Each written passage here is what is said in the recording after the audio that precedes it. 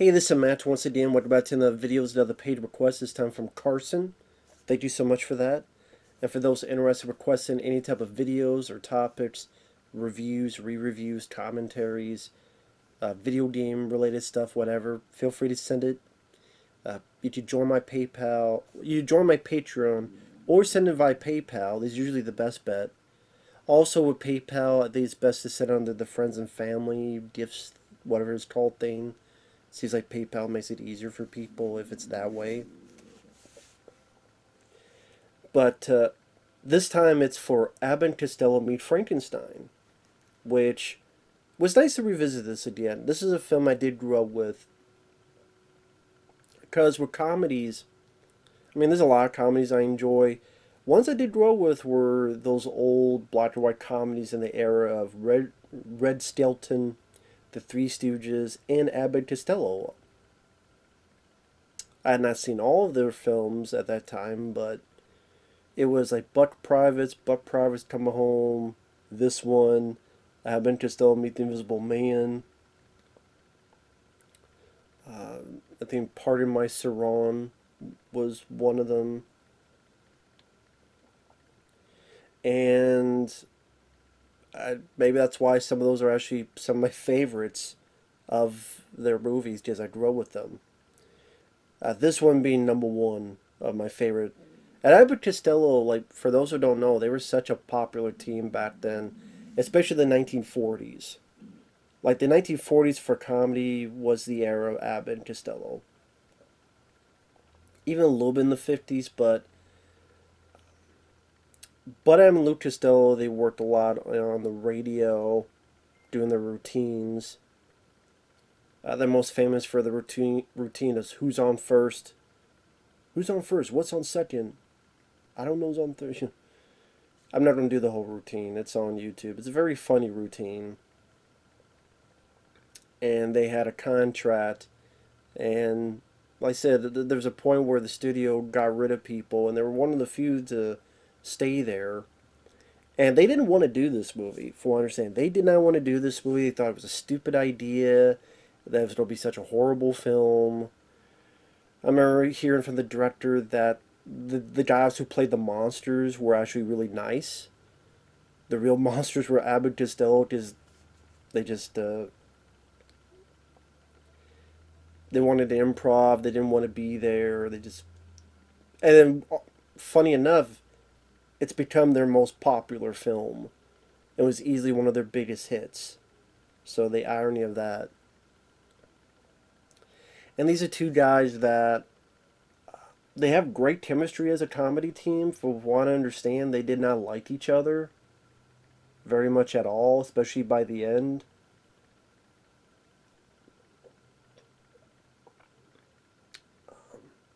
Until ultimately they're falling out in the 1950s.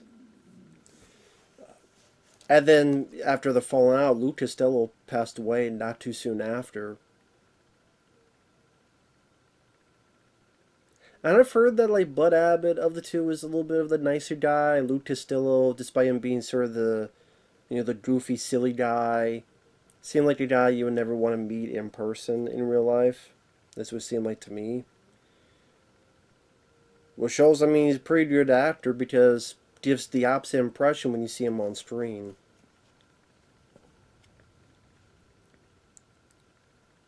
And like I said, they didn't want, this is team on 1948. This is by the time that they're kind of, their shtick was fading. And again, it's just the irony that they didn't want to do this, even though their star was fading. But this became one of their biggest hits, which is why you got Meet the Invisible Man, Meet the Killer Boris Karloff, Meet the Mummy, all these other films afterward with Universal. And also this kind of a nice little swan song for some of these horror characters. You got Dracula, played by Bela Lugosi. Bela Lugosi is still my favorite Dracula. I thought he really... Anytime I think of Dracula, I always think of his cadence, his voice, his mannerisms. Lon Chaney Jr. as the Wolfman. You don't have Boris Karloff because he didn't want to do it because he said, "Oh, they're making fun of the monsters. This is ridiculous." He was under contract, so okay, fine. Can you at least do some advertisement, like you're pointing at the signs? Do I have to see the film? No, fine, I'll do it. That's literally what Boris Karloff said. If I don't have to see the film, fine, I'll do advertisement where I'm pointing at the posters. Although Boris Karloff, dude, this didn't make fun of the monsters. That's kind of one of the nice things about it. And it's actually pretty respectful in the monsters, and it's still a really funny comedy. From the kind of cool bit of them using Looney Tunes type of animation, where you see the Frankenstein monster knock on coffins, you see these skeletons. It's supposed to be Abbott and Costello screaming, running away. They collide, and it collects the. It makes up the title. The music is very well done. It fits with those Universal monster movies back in the 30s.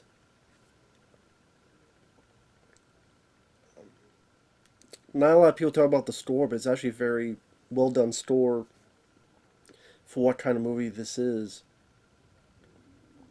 And the plot's pretty much Abbott and Costello are baggage claimers. They're baggage handlers. They get these items. They don't know what's in them yet, but we know it's the Frankenstein monster and Dracula's remains. They're supposed to go to this Medoodles, where he's going to use it for display and for his show, for people to come in and have tours and stuff. They get a phone call, Lou Costello does, from Lon Chaney Jr. in London saying, "You need to not send them, you need to stop them, wait until I get there." But in the middle of the phone call, he turns to a wolf man, so he can't complete it. So throughout the film, Abbott and Costello are made to take these items to kind of this museum where they're going to be tourist attraction to this tourist attraction. Ultimately, we find out those monsters are alive. By the time the owner comes in, there's nothing in there. So he thinks Abbott and Costello screwed up or stole. They get arrested. They get let out. Lucas still has a girlfriend, but the girlfriend you find out was working for Dracula. And she picked Lou because of his brain, and we're going to take his brain and put it in the monster's body so he's more easy to control. That's Dracula's plan. So, I mean, there were movies before Frankenstein versus the Wolfman and other stuff where they would fight each other. But it was just cool to see Bela Lugosi and Lon Chaney Jr. as Dracula and the Wolfman, in the same frame, locking eyes on each other. I think it would have been cool in retrospect for Boris Karloff to do it. Just take the stick out of your ass and just do it. But they got Glenn Strange, who did a good job, and the makeup looks good. I mean, I guess to be honest, you probably wouldn't be able to tell the difference anyway. But just on a historical note, it's just too bad.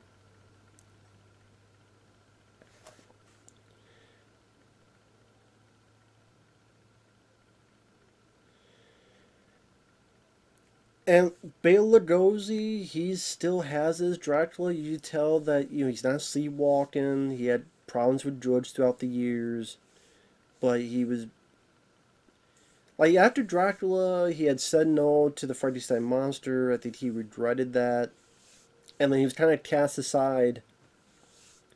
In fact, with this film, they weren't even going to cast Bela Lugosi. They were going to cast someone else until someone finally came up and said, "Come on, you gotta cast Bela Lugosi. He's Dracula." And he was committed, and I thought he did a good job. The suave take of his Hungarian accent. And I still think there's a lot of lines here that are really funny between Abbott and Costello. Like, despite the fact they didn't like each other for a good part of their career, they worked very well together. As the serious guy and the funny guy, the thin guy and the fat guy, like it was a good team together. And whether it be with Luke Costello's on the phone and Lon Chaney Jr.'s in the middle turned to a werewolf, he doesn't know it yet. It's like, well, I think it's kind of weird you called away from London to have your dog talk to me. And he just growls, like, he starts barking and stuff. What rough do you do? Or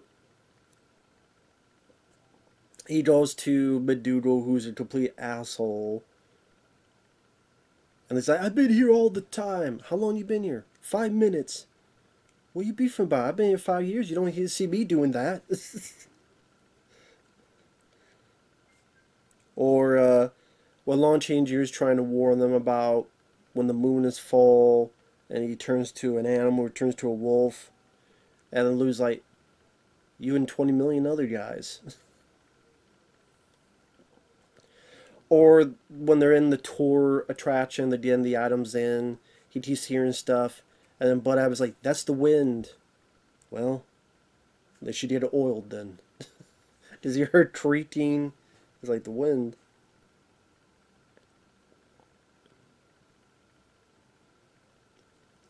I always thought it was weird, Bud Abbott's first name, the character, is it Chick? Is it... This is one of those things that when Lou Costello gets scared and he'll yell the name, it's not like he's saying shit. Shit! Shit! He's obviously not, because they don't allow that kind of language back then in movies, but I forget, it was like Chip, or I forget. I already forgot. I'm bad with names. But yeah, when he gets scared, Luke Costello, he's yelling for him. It sounds like he's saying, shit, shit. So inadvertently that made me laugh. That wasn't the purpose of it, though. Moments that made me laugh. Luke Costello did a great job physically wise. The moments of being scared, him trying to talk, but he can't get the words out. Later on, he's trying to look what's going on. He sits and he's accidentally sitting on the monster, and he looks and he sees two hands. And he's pounding the other hands, not doing anything. But he pounds up. Ow. It's sort of this slow realization of who's behind him and who he's sitting on. I mean, they were talented and they were a box office attraction for a reason during that time period. And that's the thing, like the monster stuff, they're taken seriously. Like Bela Lugosi and the Frankenstein monster, they feel like a threat to our characters. You know, the Wolfman, they got the look from the original Wolfman in the 40s, even though, was it the guy who was doing the makeup, Jack Pierce, they had fired, the studio had fired him long ago. There's no sense of loyalty. So they had, I think, one of Jack Pierce's students. But the makeup looks good on the Wolfman. I didn't like he did in the 40s one.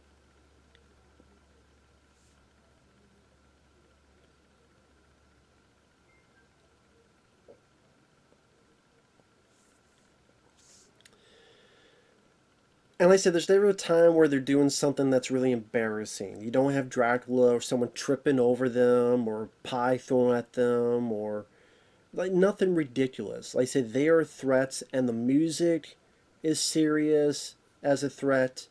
And you have that, not, I don't know, gothic, but you have that look that would fit in tune of the 30s Dracula, Frankenstein, movies of that era. It just, you happen to have also this very funny Abbott and Costello movie within it as well. So it treats both of them as equals. That's what I'm getting at. They're equals. We're in this together. And no, I would say I was never scared, because I didn't get scared of any of these type of movies, let alone this one. But I can appreciate that, you know, the respect for both parties being utilized in this movie. And like I said, it's still pretty and it's a short film too. It's like an hour and 20, give or take. And there's a lot of funny bits between Abbott and Costello where Bud Abbott is just so confused that now two girls like Lou Costello, and he's trying to get Lou to try to get him one of them. For one, he's like, okay, imagine you have three girls, okay? And after all this talk, because Lou doesn't know who to choose, because, how can you choose between two? He just tells him, you take that third one and have a smoke. It just pisses off Bud. Or, what about those two girls we had last week, huh? Okay. Okay. You see the one you had? You see the one I had, right? Yours had teeth. You see you see that one tooth my girl had? What was the line? She had so much bridge, anytime I kissed her, I had to pay toll. Like, he did a lot better than I did. And they said that they worked with that dialogue well, even when Lucas Dale's taught. It's like, come on. It's weird they kept calling Frankenstein Monster Jr. Junior. I'm not sure why he called him Junior.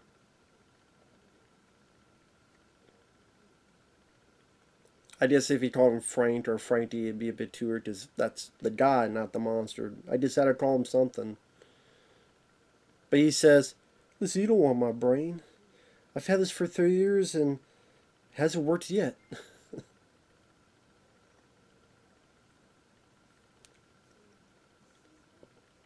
Even though the whole finale is fairly exciting for its time, because you got Dracula versus the Wolfman, you got the Frankenstein monster breaking out of its restraints, and Lucas still's tied up, and there's the two-faced bitch girl, and the monster's taking her and throwing her out windows.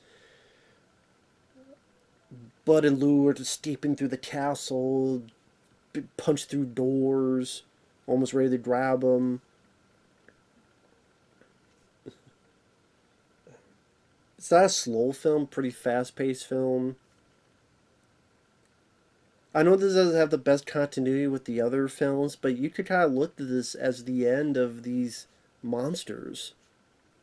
Just spoiler, the Wolfman. It's kind of cool that the Wolfman is the good guy too, in a way. I mean, when he's a Wolfman, he'll attack whoever, but Lon Chaney Jr., he still had that, okay, if I'm going to go, I want to accomplish something before I do so. So this is a little bit of heroic arc, like a tragic arc for the Lon Chaney Jr. character to really accomplish something. In this case, destroying Dracula, which he does. He succeeds in. And ends his own as well. Just grabs the bat and they fall into the ocean below, the water below. And the Frankenstein monster getting burned and goes through the dock.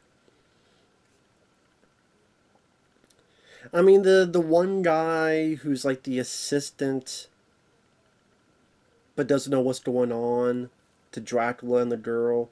I don't know if you needed that guy. I just, hey, we need someone to burn up. I think it would have been fine if you had Bud and Lou burn up for the Frankenstein monster themselves. Instead of having this one guy do it, because I didn't give a shit about that guy. It's not that he was bad, it's just I didn't give a shit about him. Or this reporter girl. I mean, in truthfulness, you didn't really need her as well, but at the same time, it was kind of fun to have Lou now have these two girls where they really don't want him. One wants the story, one wants to use his brain, but... So I did like to deal with her because it led to some fun interactions with I did Bud just being confused that these two want him, but then he's like,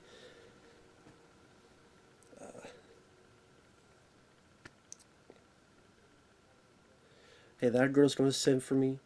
That girl's going to sin for me. And Bud's like, well, I'm going to sin for you. Nah, you don't appeal to me. And this for me was, it's still a fun movie to this day. It's fast paced. There's some entertaining bits of humor in it. Bud and Lou showed that they had great chemistry. They were a wonderful comedic duo. Different personalities that gelled really well together on screen. The monsters, like I said, are treated with respect. Bela Lugosi didn't look like he was phoning it in or anything of the sort. Same with Lon Chaney Jr. The look of the Frankenstein monster still looked really nice. That old school look of him. Nicely done on the makeup. The music, very appropriate for the movie. Overall, still a really entertaining film to this day. And so many people be, oh, I don't want to watch it because it's so old. I don't want to watch it because it's black and white. I mean, if that's your prerogative to be my guest, but you're missing out then. Because I think this is still definitely one of the better called horror comedies of all time. I don't know if I say it was the first, but it's definitely one of the most popular and premier ones, as in one of the earlier ones I can remember.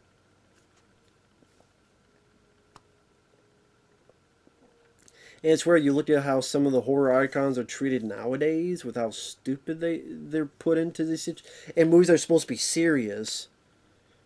Like Dracula and the Frankenstein Monster Wolfman are treated better here than Michael Myers and Halloween Ends. Or in some of this other shit. So.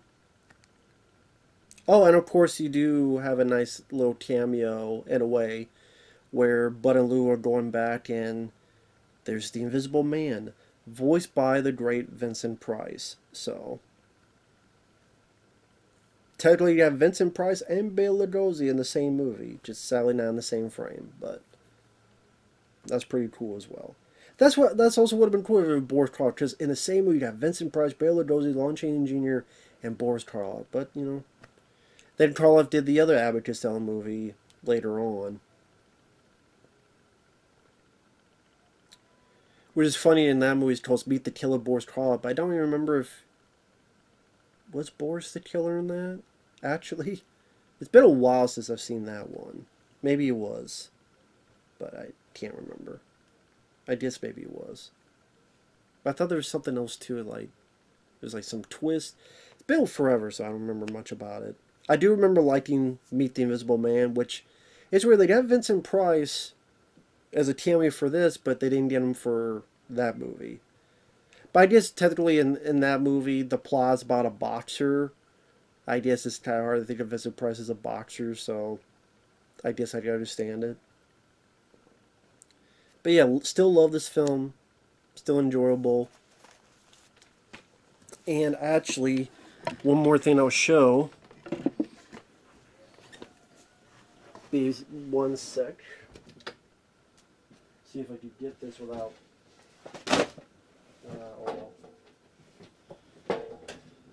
This was seen in this set, which I should have had out. The Abbott and Costello set. Universal Pictures Collections, I should say. Which, there we got right there.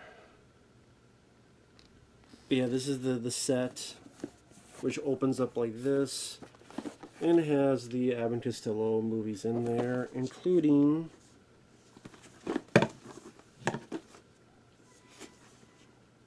It was actually kind of later in their career. Well, there we go. Be Frankenstein right there. It's on this DVD.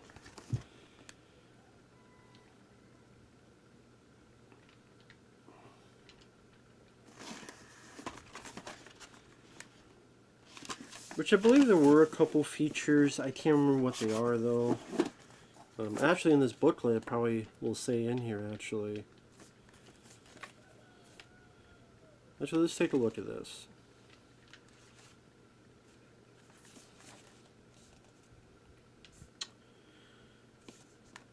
No, but it has the working title of the film, The Brand of Frankenstein, was destroyed because it sounded too much like a legitimate horror picture. This is the only other time Bela Lugosi reprised his role as the original Dracula on screen. There'd be one or two he played a vampire, but this is the only time he played Dracula.